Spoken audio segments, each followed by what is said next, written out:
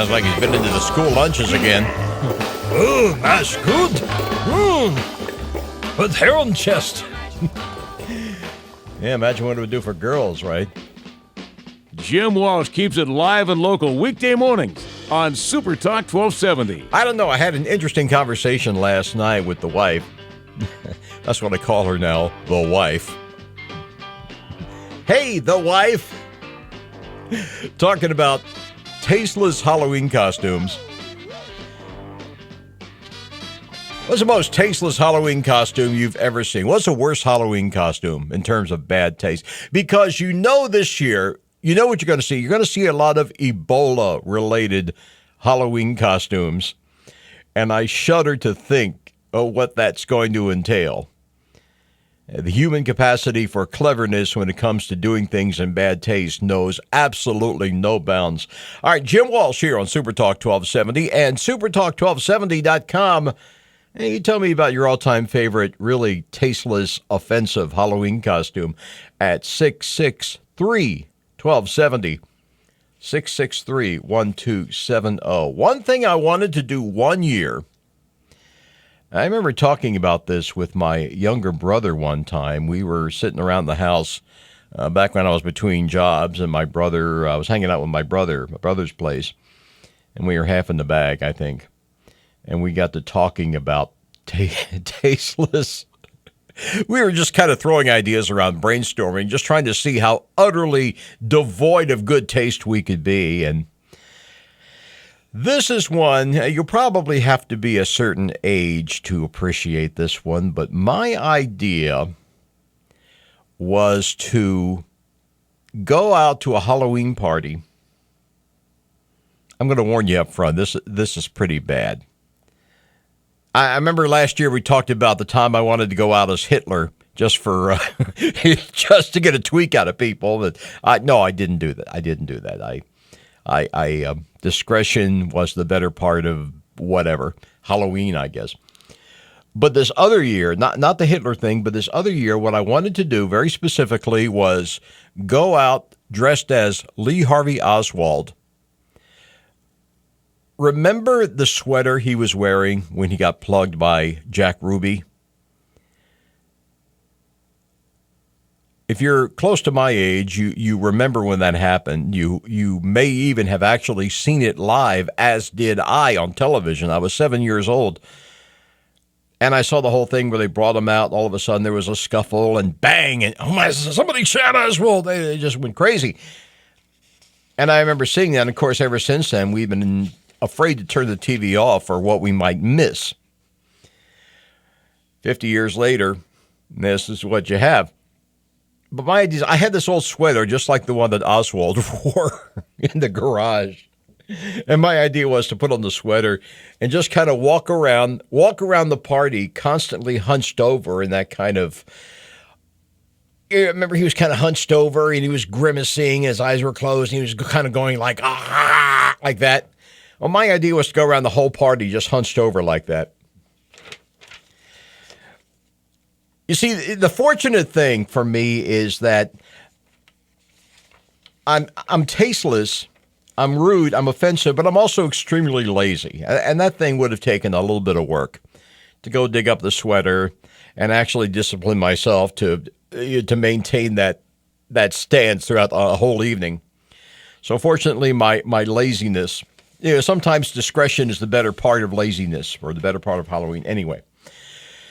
All right, Jim Walsh here on Super Talk 1270, supertalk1270.com. Onward and upward, nowhere to go but up. I got a story here. Every year we talk about the safety tips. Tomorrow we've got the ladies coming in from the NDSU Extension Connection. They're going to talk about their safety tips for Halloween. They tell you in the Halloween costumes, try to get a little strip of something that's reflective if you don't have it already, and put it on the costume so the car is driving around with their lights. They can see the kids, and that's all great. In England, though, there is a woman who is trying to get a law passed to force kids, to make kids by law wear bright clothes. A mom of four in England is trying to get the government to pass a law requiring all children to wear brightly colored coats or book bags, not just for Halloween, but anytime. And I was just wondering what you might think of that. I don't think it's necessary. I think it's a waste of time. But perhaps you feel differently. Number here is 663-1270. You can also comment online at supertalk1270.com. Enjoy hearing from you. Jim Walsh here on Supertalk 1270. Pre-Halloween edition with more conversation and your calls coming up.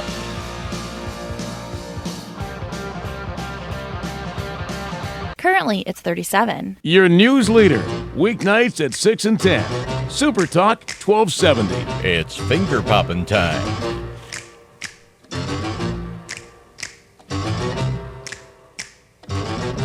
Co-starring Jackie Coogan as Fester. They're creepy and they're kooky, mysterious and spooky. They're all together ooky, the Addams Family. Dig. Their house is a museum. When people come to see them, they really are a scream. The Come on, Addams you know the Family. words. Neat. Neat, Sweet. sweet, Now like Sinatra. Reet petite.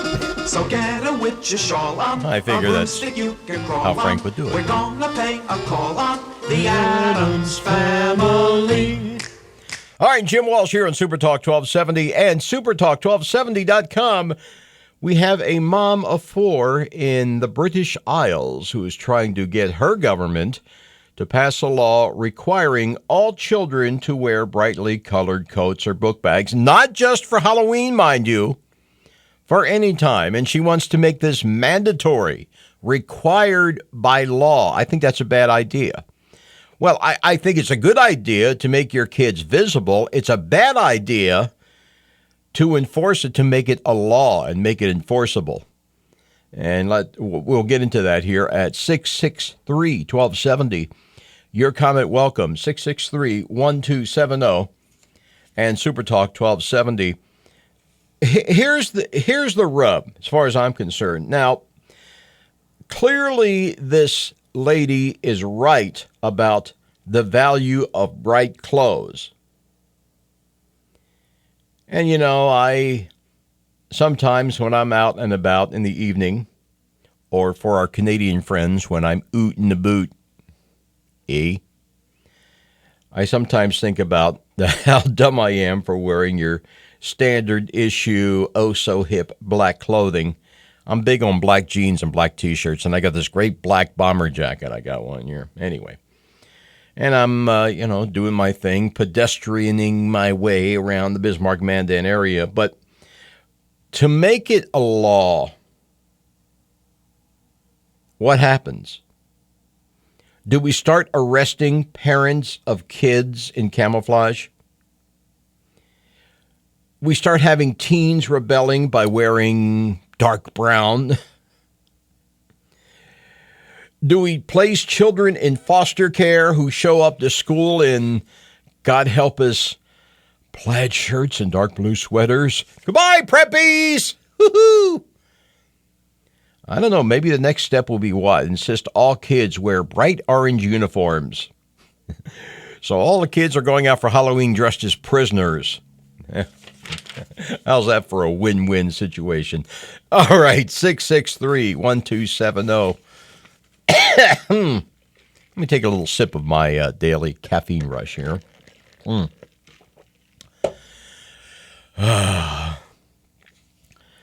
Mrs. Mel Finnemore, mama four in the UK, trying to get the government to pass a law requiring all children to wear brightly colored coats or book bags. Her goal is to increase the kids' visibility, thus preventing accidents. To this end, she organized... Oh, by the way, I did see the folks who were out on... What was it? It was Washington Street last night. Corner of Washington and Broadway. A lot of folks were out stumping for... I believe they were encouraging everybody to vote no on Measure 1. And I want to talk about the voting thing in a couple of minutes here. But I wanted to mention that I wanted to acknowledge that I did see you folks out last night. Good for you. standing up for what you believe in. Anyway, back to the issue at hand here. This lady in England, she tells the press, I love this. I want to get the message across to children that it's hip and happening to wear high visibility jackets. If there's any way on earth to make something not hip and happening, it's to require it by law. Haven't you people learned anything from the whole seatbelt law debacle? I got more on that, by the way. I got a weird ad campaign out of Michigan regarding seatbelts. We'll get to that in a couple of minutes here. And we all know there is nothing in the world more hip and cutting edge than a parade of school children led by a mom. According to one of the local newspapers, some children think horses are cool. Others think that of bikes. So I'm trying to show that. Should I do this in an English accent? No, I won't. It would sound too much like Monty Python, the lady who doesn't like spam. I won't do that. You're welcome. I'll just read it. Some children think horses are cool. Others think that of bikes. I'm trying to show them that it's cool to wear bright jackets like the professional men and women do. I wanted to be made law for children to wear bright clothing in winter. It would save many lives. And the paper reports that after she wrote to the local representative in Parliament, he wrote back saying he can certainly support the concept of high visibility bags, but that he would not be in favor of any form of compulsion. Well, good for him. Bravo. Or bully, as Colonel Roosevelt might say if he were still around. So, a big ixnay on the law requiring bright clothing. It's a good idea, but just because it's a good idea doesn't necessarily mean you have to make it into a law. That's where, that's where I disconnect. You say, so-and-so is a good idea. Yeah, so we should make everybody do it. Well, no, not necessarily. Now, in Michigan, new seatbelt campaign using zombies. Police are ramping up enforcement through November 9th because there's nothing like some good old Halloween fun to remind you to wear your seatbelt. Yeah, the Michigan State Police are running a new Halloween-themed ad campaign with zombies. Remember the old campaigns with the crash test dummies? Not the band, the actual crash test dummies. My favorite was always, do not attempt this at home. We are professional dummies. Crash. Well, part of that whole long-running click it or ticket campaign, you see that everywhere, of course. They now have an ad campaign with zombies failing to wear seatbelts. And the guy's driving along and the zombie's in the back seat, and all of a sudden the guy slams on the brake and the zombie flies through the window. Oh, isn't that just adorable? You silly zombie, you. You should have worn your seatbelt. But a friend of mine brought up an interesting question. Is there any human being on the planet unaware that you're supposed to wear a seatbelt? I mean, we all have cars now that make really annoying sounds if we don't. So why is this campaign even necessary? Your own car tells you to buckle up. So why are we spending money and time with ad campaigns using your money via the state for something that's already pretty well covered by common knowledge and technology? Yes, I know I'm not the first person on the planet to bring this up, but apparently it bears repeating. Why are we doing this? Is this just a case of the government creating more paychecks for itself? I would suggest it is, yeah. Guy's driving along, zombie in the back seat. I mean, you know what's coming a mile away. It's not even cleverly done. It's predictable as all get out. And, people are going to watch it and they're going to go, well, gee, I was going to wear my seatbelt, but I already knew that. Or, well, the hell with that, I'm not going to wear a seatbelt. You know, they're going to react one of two ways. Either they're going to say, well, I'm already doing that, or they're going to say, I'm not doing it, and I'm sure as hell not going to start because I'm stupid thing on TV. Either way, total waste of time.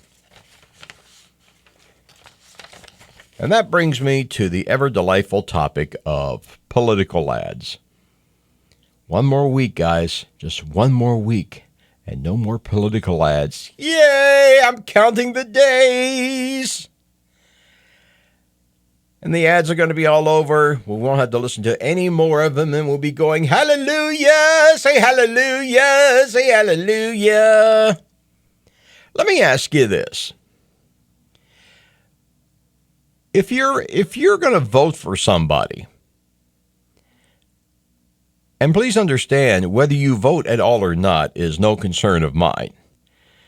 One thing I'm not going to do is sit here and lecture you on how important it is to vote. But if you're going to vote, that's fine. That's great. But does it really matter to you how nice a guy somebody is? I mention this because, and I'm not going to be coy here, you all know what I'm talking about. We're talking about the race for the ag commissioner. You have the current gentleman in the office, Mr. Gehring, and you have the other fellow who's running against him. And they've got these ads going. They're kind of going back and forth now about what a jerky guy the current ag commissioner supposedly is. I don't know if he is or not. I've never met the man. I knew one of his predecessors, but I don't know the current ag commissioner. Never met the gentleman, if indeed that's what he is. But this one ad goes on and quotes a story. I managed to dig up the old story about how he supposedly alienated everybody in the office, and he was saying inappropriate things to the women, and he was offending people, and there was a mass resignation and all this. But let me ask you something. Since when are we concerned in this society about how agreeable and gregarious a giving candidate happens to be? You know, I'm old enough to remember Nixon, one of the most horrible human beings ever to occupy political office in the history of, Western civilization, you know.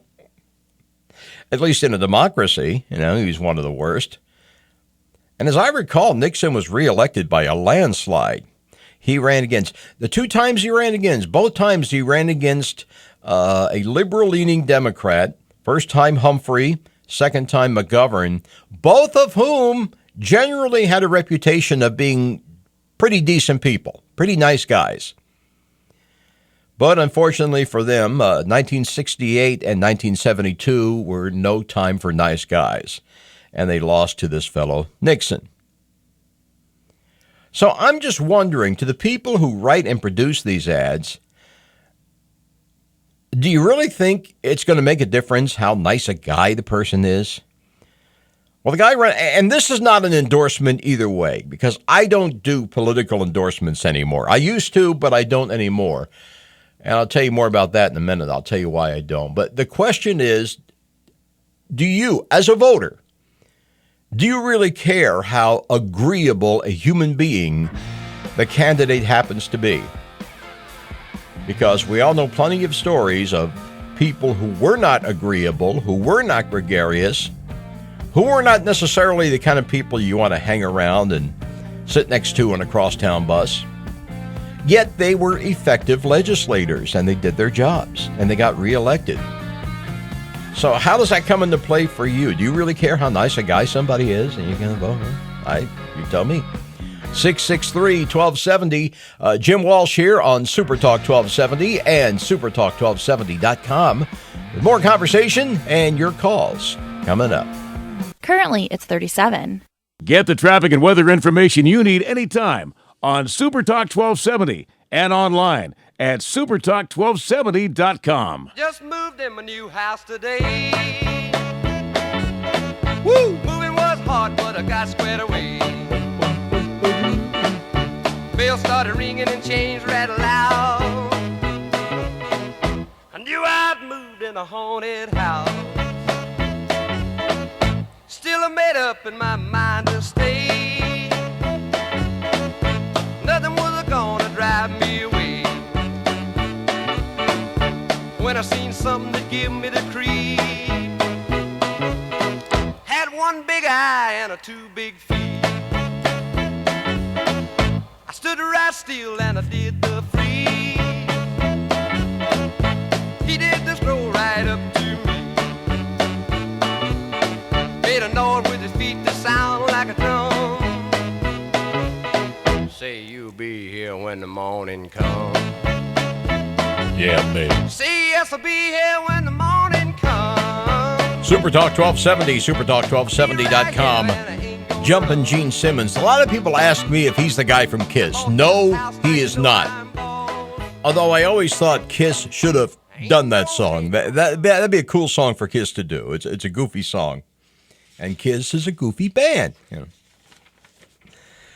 But do they listen to me? No. I don't know who they're getting their career advice from, but it's certainly not me. All right. Again, you're going to vote for somebody. Do you really care about that person's personal behavior? Do you really care whether that person is a nice guy or not? We've got these ads running for and against the current ag commissioner, and this is not an endorsement either way. But does it really matter to you how agreeable an individual the guy is, whether he is or not? That's the question. Number here, 663-1270. Let me just say right here, I'm not endorsing either gentleman because I do not do political endorsements. I used to. There was a time when I would have said, I think you should vote for so-and-so. But it occurred to me how condescending that is. How, what's a word? Elitist. The idea that I should sit here on top of a mountain hurling down thunderbolts and telling people how to vote. I mean, isn't that exactly the kind of thing we can't stand in know-it-all Hollywood actors? Yeah, Ben Affleck telling you how to vote, right? Well, why would it be any better for me to do so? It isn't. And let me just say one thing. If you're the kind of person who actually needs somebody like me to tell you how to vote, please do us all a favor. Stay home next week. Just don't bother. If you can't figure this stuff out for yourself, then you're better off just staying at home. You're not doing the world any favors. Contrary to what some people may tell you, you're not going to do society any favors by going out and just voting for the sake of voting, even though you have no idea what you're voting about. Try to at least do a little bit of, if you're going to do it, try at least do a little bit of homework, to have some basic understanding, because the resources are out there. They are available for you. You got your League of Women Voters. They do a great job getting together all this information. They've got information about all the measures and, what measure stands for what and what the measures will supposedly do. If yes wins, if no wins, this, that, or the other. So the resources are available to you. You can, at the very least, get a general idea of what's going on. So if you're not even going to do that, if you're just going to listen to somebody like me, I don't know why anybody would care who I vote for anyway. I mean, I'd be glad to tell you. I mean, if you happen to be curious, although it's not really anybody's business, I don't really mind telling you. But that being said, I'm not going to tell you how to vote. That's just stupid. You don't care. If you have a lick of sense, you don't care how I vote. And if you do care how I vote, what the hell's the matter with you? Like I say, do us a favor. Find something else to do next Tuesday.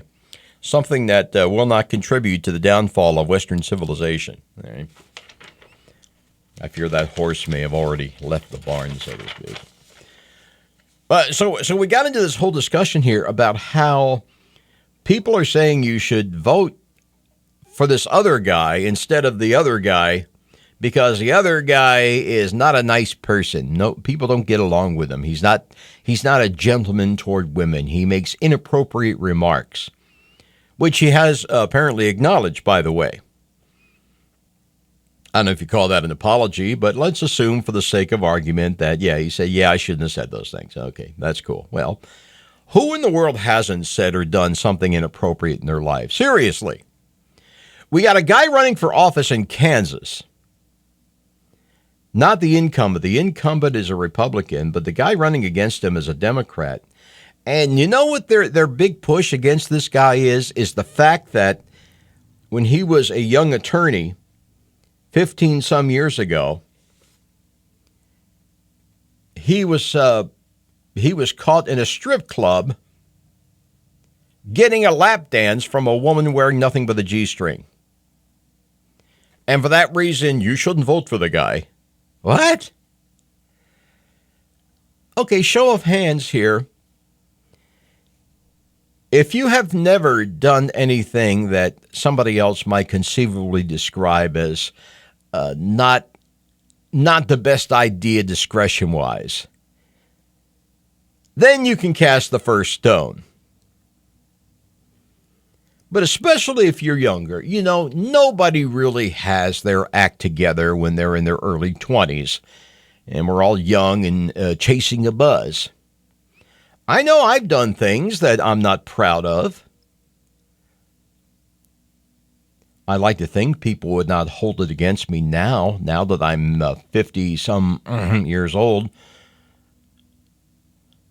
And something stupid I did when I was 22, I would hope that you would not hold that against me. I mean, I think that's kind of stupid. Of all the things they could conceivably find wrong with this guy to talk about, it seems to me that the least substantive one would be the fact that, when he was a younger guy, he went somewhere and got a lap dance, which, by the way, was perfectly legal as it is now. He can go to a strip club in Kansas or a lot of places and get that kind of action, and it's perfectly legal. So where is the problem? Just because he did something that was legal. You know, if I go into an adult bookstore, in the first place, it's nobody else's business. In the second place, it has no bearing on my ability to do my job. I mean, unless I let it become a problem where it's interfering with my ability to do my job, but otherwise, why should you care? Really? Number here, 663-1270.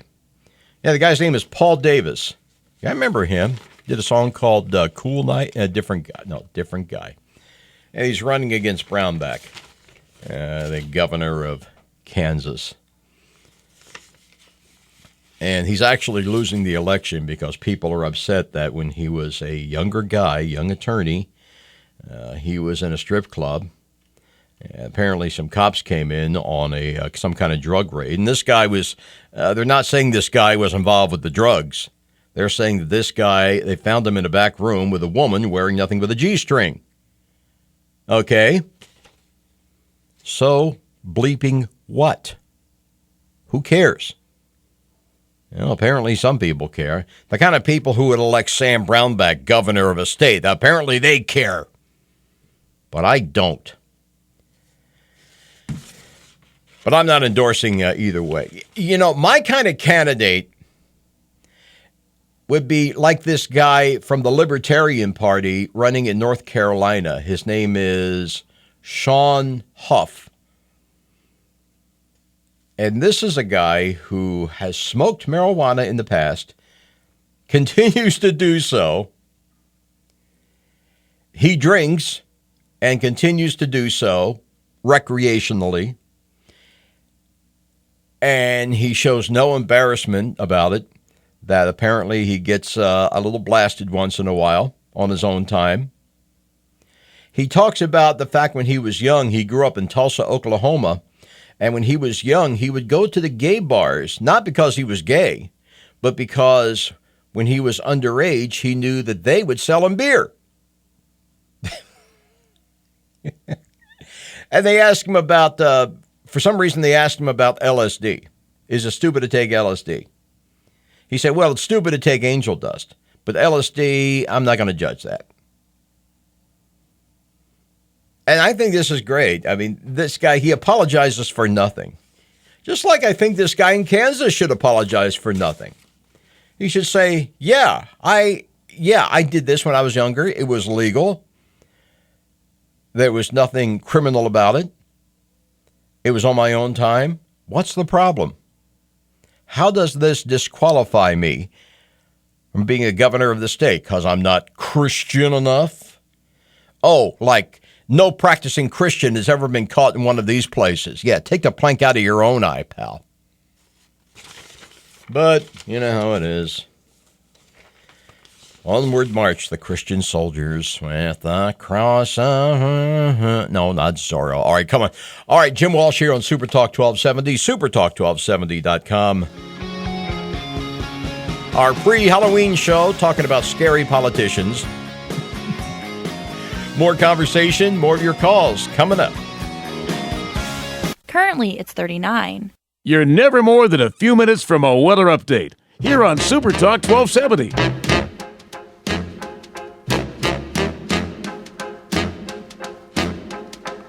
I put a spell on you.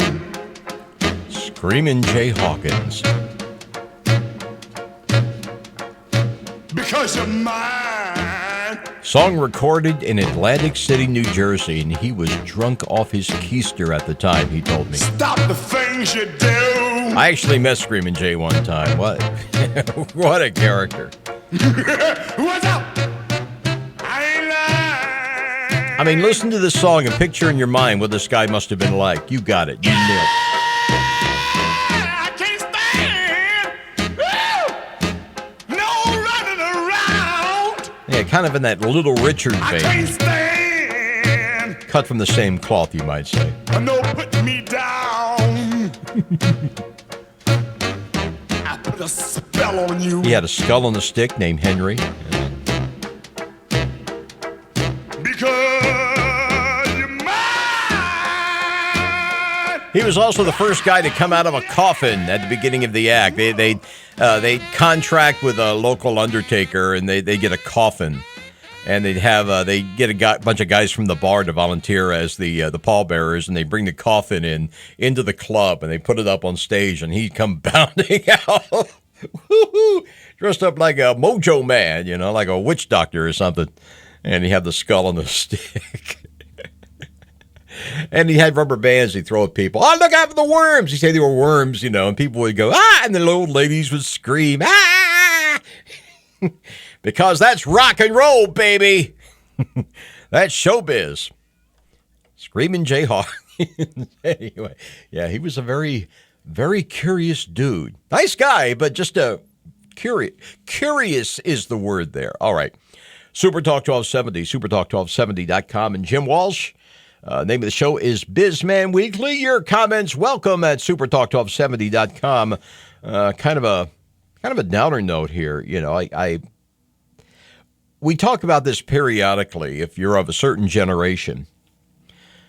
Marcia Strassman, actress, best known for Welcome Back, Kotter. She was Gabe's wife in the show. Remember? Very, very attractive lady. She passed away over the weekend. Had one of the cancers, as I recall. I believe she struggled with breast cancer for a while. Anyway, she was also in the movie Honey, I Shrunk the Kids. And you talk about the power of having one really memorable role as an actor. Everybody remembers her primarily for the one role, Welcome Back, Kotter. Although she was working pretty steadily for a while. A lot of voice work, a lot of guest spots on TV shows. Did you know she was in the first season of MASH? She was a regular on MASH. She played one of the Army nurses, I think, who dated Hawkeye, Alan Alda's character. But we all knew her from Welcome Back, Kotter, and now another character from our younger years gone. Remember Ron Palillo? He was Horseshack on the show, one of the Sweat Hogs. I interviewed him once. Nice guy. He is a lot of fun to talk to. He was appearing in the play I Hate Hamlet, came through my hometown. And I was working at the radio station, so me and another guy went to interview him, and we had a good time. He was a funny guy, interesting guy. He passed away not too long ago, a couple of years ago. Travolta's still around, of course. Gabe Kaplan, he lives and works in the Vegas area. I understand he is now, I kid you not, he's a professional gambler. He's a card sharp. And you see him occasionally on these poker tournament shows where they have the professional poker players like Jesus Ferguson and those guys, Chris Ferguson, Amarillo Slim and whoever. Well, Gabe Kaplan usually shows up as a commentator, or sometimes you'll see him actually playing. Apparently, he's a pretty sharp card player. Interesting to catch up on what some of these folks are doing, the ones who are still around, that is. Over the summer, of course, it was the Robin Williams thing. Got a lot of people thinking about that era. Anywho, Republican in Texas makes jokes saying that Wendy Davis, who's the Democratic candidate, he made jokes saying that Wendy Davis is going to hell, and Greg Abbott, her opponent, and his supporters clap and cheer. Let me ask you something. If a guy like Greg Abbott is going to be in heaven, why would I want to be there? I don't. I'm not really that concerned about it anyway.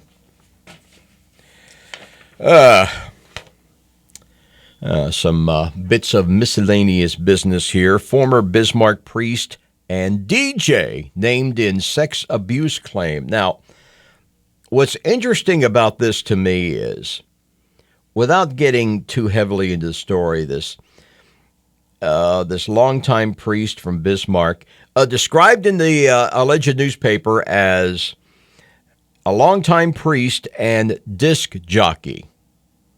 And they put that in, you see, because here's the deal with that. This is interesting.